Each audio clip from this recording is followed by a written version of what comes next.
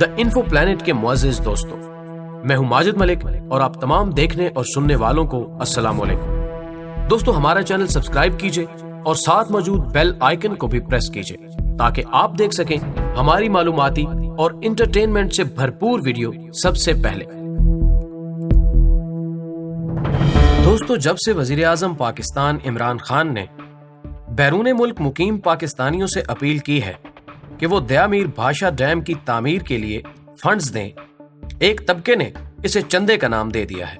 ویسے اس میں حرج ہی کیا ہے؟ یہ تو اپنی مدد آپ ہے۔ سب مل جل کر پاکستان کی سوکھی دھرتی کی آبیاری کے لیے اکٹھا ہو رہے ہیں۔ مخالفین کو وہ دن بھول گئے جب قرض اتارو ملک سنوارو کے نام پر بیرون ملک مقیم پاکستانیوں سے اپیل کی گئی۔ دیگر ممالک کا تو مجھے علم نہیں، لیکن سینیٹر پیر صابر شاہ کرنل مشتاق طاہر خیلی جدہ میں آئے اور انہوں نے ایک بڑی تقریب کا انعقاد کیا۔ وہاں تقریریں ہوئیں۔ اس کے بعد قاری شکیل مرحوم اور اس وقت کے کونسل جنرل لوگوں کے پاس گئے۔ اللہ کے کام اللہ جانے، مگر ہم نے اس کے بعد سنا کہ وہ ساری رقم خرد برد ہو گئی۔ اس سلسلے میں دنیا کے دیگر ممالک سے فنڈز اکٹھے کیے گئے، مگر ہوا کیا؟ زرداری دور کا قرضہ اب دگنا ہو گیا ہے اور قوم کسی مسیحا کی طرف دیکھ رہی ہے۔ آج مجھے تاریخ اسلام سے ایک بات یاد آ گئی۔ مسلمان جب مدینہ منورہ گئے تو انہیں میٹھے پانی کی شدید قلت کا سامنا کرنا پڑا۔ اس وقت اللہ کے پیارے رسول حضرت محمد صلی اللہ علیہ وآلہ وسلم نے مسلمانوں سے کہا کہ کون ہے جو یہودی کا کنواں خرید کر مسلمانوں کے لیے وقف کرے، اور جان نثار نبی حضرت عثمان رضی اللہ تعالی عنہ نے وہ کنواں خریدا اور مسلمانوں کے لیے وقف کر دیا۔ ہمیں اسوہ حسنہ سے سیکھنا ہے، اور خصوصاً جب نعرہ ریاست مدینہ کا لگایا گیا ہے تو مدینے میں ہونے والے واقعات کو سامنے رکھنا ہوگا۔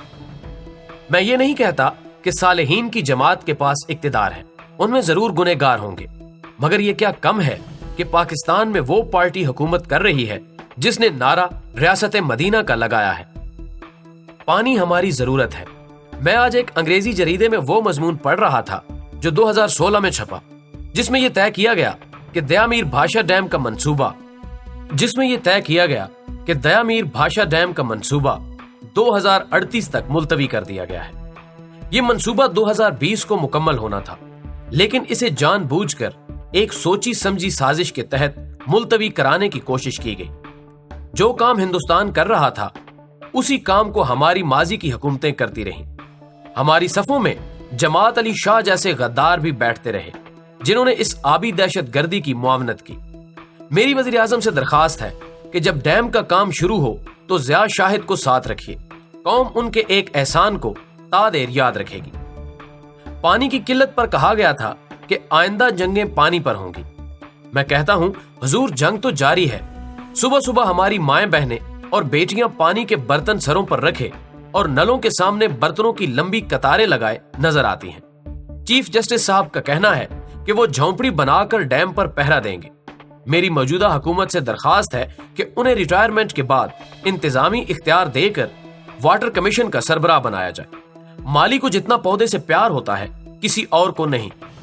پاکستان تحریک انصاف نے برسر اقتدار آتے ہی بہت سے چیلنجز کا سامنا کیا اور بڑی جوان مردی سے مقابلہ کیا۔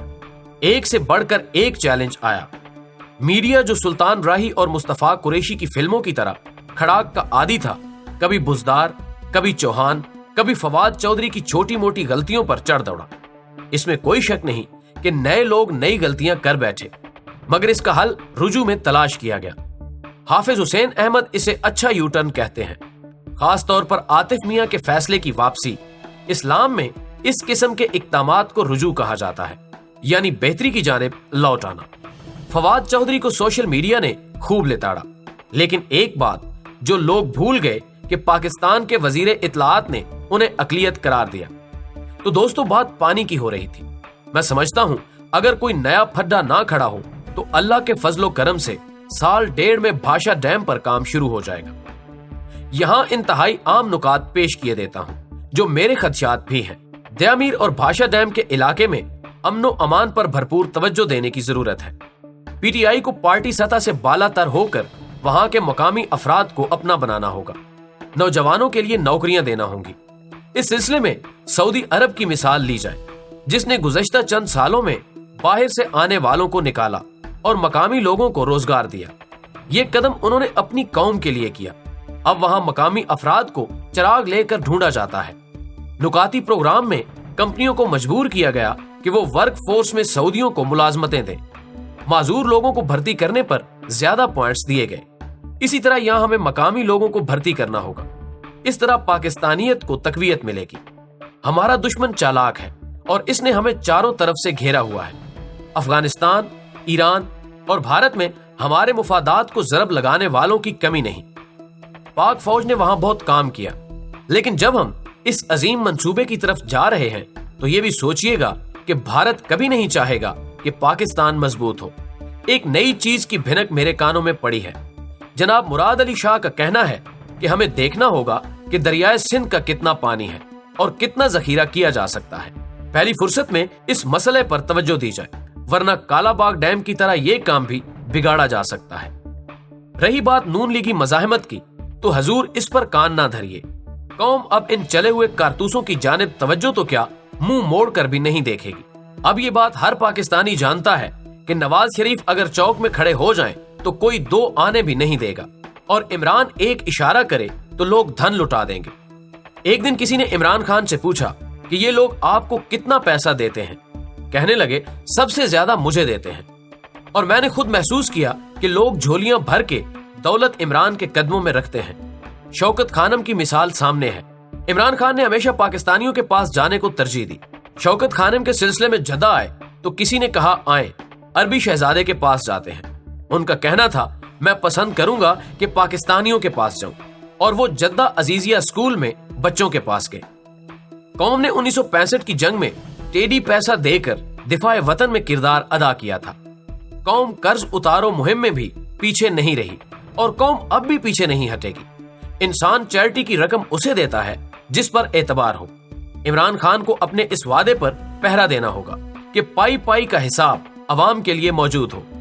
इस टीम के लोग भी इसी जज्बे से आगे बढ़े तो कोई वजह नहीं कि डैम नहीं बनेगा। मैं चश्मे तसव्वुर में इस डैम को बनते देख रहा हूं। मुझे इमरान पर भरोसा है, और मुझे ही नहीं, हर उस पाकिस्तानी को भरोसा है जो नेक नीयत है।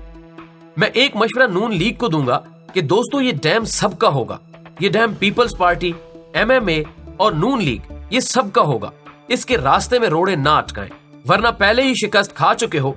इस पर मजीद मज़ाहमत या मुखालफत की तो कौम आपको यकसर मुस्तरद कर देगी। कौम को नए जज्बे, नए रुत और नया पाकिस्तान मुबारक हो। ऐसा पाकिस्तान जो बकौल शायर सबका पाकिस्तान होगा।